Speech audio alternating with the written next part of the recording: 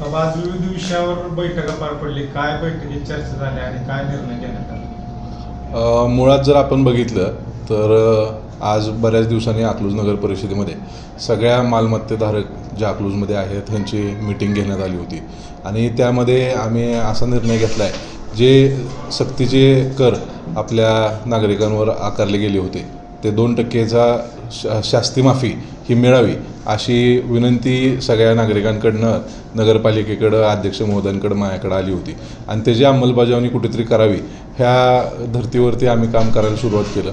आणि आज जी अभय योजना शासनाने मागं काढली होती आणि त्याची मूळ मुदत जर आपण बघितली तर 19/5/2025 होती आणि ती मुदत वाढ मिळावी ह्यासाठी आम्ही आज आमच्या सगळ्या ग्रामस्थांच्या वतीने निर्णय केलेला आहे आणि उद्याच्या होणाऱ्या मासिक मिटिंगमध्ये आम्ही तो ठराव घेतो आहे आणि आदरणीय धैर्यशील भैया मोहिते पाटील साहेब असतील, आदरणीय रणजितसिंह मोहिते पाटील साहेब असतील यांच्या नेतृत्वाखाली आपल्या राज्याचे नगरविकास मंत्री सन्माननीय एकनाथ शिंदे साहेब यांच्याकडे आम्ही ह्या विषयाची पाठपुरावा करणार आहोत.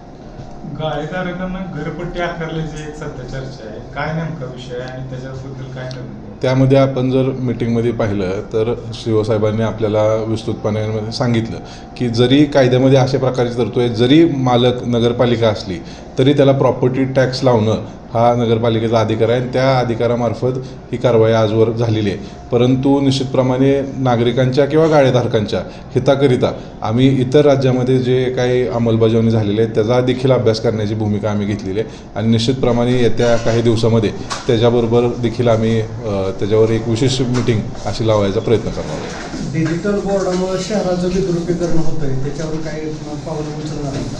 आपण जर बघितलं तर आमची नगर परिषदेची स्थापना झाल्यानंतर पहिल्याच मीटिंगमध्ये आम्ही ह्या डिजिटल बोर्डवर बंदी आणण्यासंदर्भात किंवा त्याच्यावर अंकुश आणण्यासंदर्भातचे ठराव घेतलेला आहे आणि त्यामध्ये आपण बघतो की आज अकलूजमध्ये जवळपास 13 चौकांमध्ये बॅनर लावण्याची, डिजिटल बोर्ड लावण्याची परवानगी आम्ही नगरपालिकेच्या वतीने दिलेली आहे. त्याचबरोबर काही नवीन नियम अटी आम्ही त्यात वाढवलेले आहेत. त्यामध्ये वेगवेगळ्या शुभेच्छा फलक असतील त्याला कर वेगळा असेल, महापुरुषांच्या जयंती असतील त्यासाठीचा कर वेगळा असेल आणि एक स्पेसिफिक लोकेशन नगरपालिकेच्या माध्यमातून तिथं दिलं जाईल आणि जो कुठला बॅनर छापला जाईल त्याची पहिली डिजिटल कॉपी ही नगरपालिकेकडे सबमिट केली तरच त्याला पुढची परवानगी त्याचं पावती फाडून मिळाली जाईल. अशा प्रकारचं एक नवीन संकल्पना घेऊन आम्ही मैदानात उतरतो आहे आणि उद्यापासून त्याची आम्ही अंमलबजावणी चालू करू. हे जे बोर्ड लावले जाते ते आता सध्या सार्वजनिक जागेवर होते, जर एखाद्यानं खाजगी जागेवर त्याच्या मनाप्रमाणे बोर्ड लावला तर त्याला काय? त्याच्या देखील जर असेल तरी त्याची देखील आमच्याकडे नोंद असणं हे बंधनकारक आहे. कारण खाजगी प्रॉपर्टीत जरी कोणी ते लावलं असेल तरी काय प्रकारचा मजकूर त्याच्यावर छापला जातोय हे जी नोंद नगरपालिकेकडे असणं तितकंच गरजेचं आहे. गाळेधारकांच्या बाथरूमचा प्रश्न बरेच दिवस झाले पेंडिंग आहे, तर त्याबाबत काय निर्णय घेण्यात आला आहे?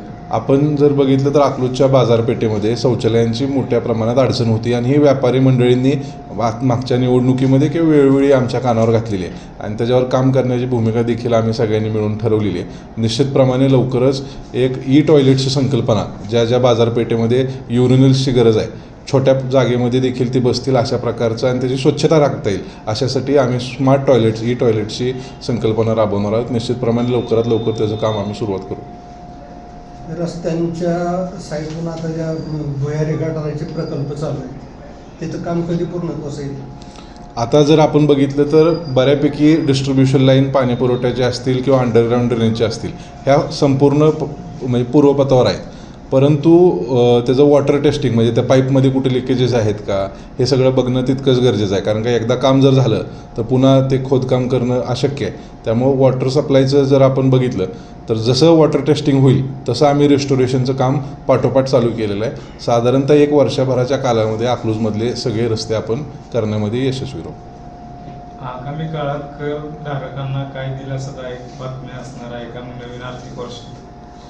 आपण जर बघितलं तर आज जो आपण घेतला आहे निर्णय की अभय योजनेच्या अंतर्गत जे 2%चा सक्तीचा कर आखला गेला होता, निश्चितप्रमाणे तो आम्ही शासनाकडे पाठपुरावा करणार आहे.